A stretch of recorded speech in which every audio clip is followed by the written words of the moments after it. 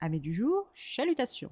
Pour les petits nouveaux, moi c'est Sekhmet et je vous souhaite la bienvenue dans mon podcast littéraire. Dans mon émission, je vais tenter 3 fois par semaine de vous donner envie de découvrir des livres de tout poil, récents et moins récents. Alors, si ça vous tente, c'est par ici la suite. Aujourd'hui, je vais vous présenter La Note américaine de David Grann, publiée aux éditions Pocket. Dans ce roman traité comme une investigation journalistique, nous rencontrons le peuple Osage. Ce peuple originaire du Kansas s'est vu contraint dans les années 1870 à se déplacer vers une réserve rocailleuse d'Oklahoma censée être de moins grande valeur que leur terre précédente. N'ayant pas la possibilité de dire non à l'expulsion, la tribu Osage a accepté sans guerroyer car les nouvelles terres incultivables par l'homme blanc leur permettraient peut-être enfin de sédentariser la tribu de manière pérenne. Peu de temps après leur installation, des gisements de pétrole ont été découverts sur leurs terres et des rentes, tout d'abord minimes puis rapidement substantielles, pour finir en colossales sommes d'argent, sont arrivées aux mains des hommes et des femmes enregistrés sur le registre du peuple Osage. Ces terres vont faire de cette tribu à la population déclinante le peuple indien le plus riche, attirant sur eux des commentaires toujours plus haineux et envieux. C'est dans ce contexte que nous faisons la connaissance avec Molly Burkhart, femme Osage de 33 ans, mariée à Ernest Burkhart, mère de Elizabeth et James. Elle est la sœur de Minnie, décédée précocement d'une maladie dégénérative fulgurante à l'âge de 27 ans, quelques 3 ans en amont, et de Anne Brown, 34 ans, mariée à Oda Brown mais séparée. Elle est la fille de Lizzie. Molly, comme tous les membres de la tribu, est inscrite sur le registre et touche les rentes de ses terres, et ce malgré son mariage avec un homme blanc. Mais si l'argent n'est pas un problème pour Molly, la désertion de sa sœur Anna de la maison familiale en est un. S'il est vrai qu'il lui arrive occasionnellement de sortir de la réserve, faire de la fête avec des amis et de rentrer très tard dans la nuit, complètement saoul, ça ne lui est jamais encore arrivé de ne pas rentrer du tout. Cela fait déjà 2 jours et aucun signe de vie de Molly, et sa mère Lizzie commence à s'inquiéter. Et ce n'est pas la disparition la semaine passée de Charles Whitehorn qui arrange leur inquiétude.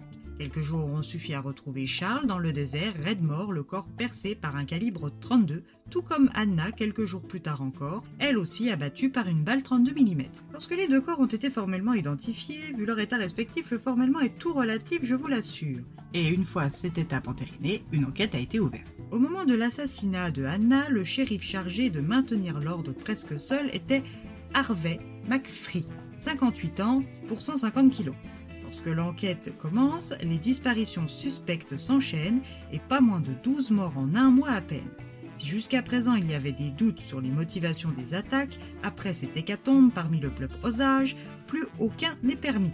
Le peuple indien le plus riche des Amériques est pris pour cible par un ou plusieurs individus. L'affaire fait du bruit et c'est le moment pour un certain John Edgar Hoover de se mettre à faire ses preuves en trouvant le ou les coupables.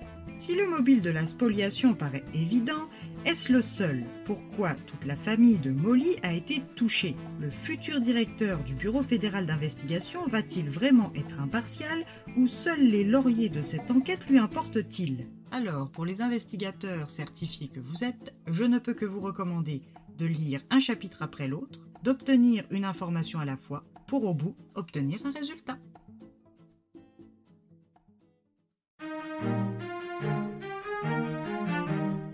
Un roman qui, pour paraphraser la critique de Télérama, a la vertu du documentaire, la rigueur de l'investigation avec l'efficacité du suspense. Agrémenté de photos et de bribes d'articles ou de citations journalistiques de l'époque, ce roman plaira aux amateurs du style reportage cold case suivi d'investigation. Je ne suis pas à proprement parler l'une d'entre eux, mais j'ai apprécié sortir de ma zone de confort, et en résumé, c'est plutôt une belle découverte. Et bien voilà, j'en ai fini pour aujourd'hui. J'espère que cet épisode vous aura plu et vous aura donné des nouvelles idées de lecture. Si vous souhaitez découvrir d'autres petits bonbons littéraires tout droit sortis de ma bibliothèque, je vous retrouve le jeudi 17 août prochain pour un nouvel épisode. Et si d'ici là je vous manque de trop, n'hésitez pas à me rejoindre sur mon compte Instagram @leslectures de Sekhmet. Sur ce, chalut les amis et à la prochaine.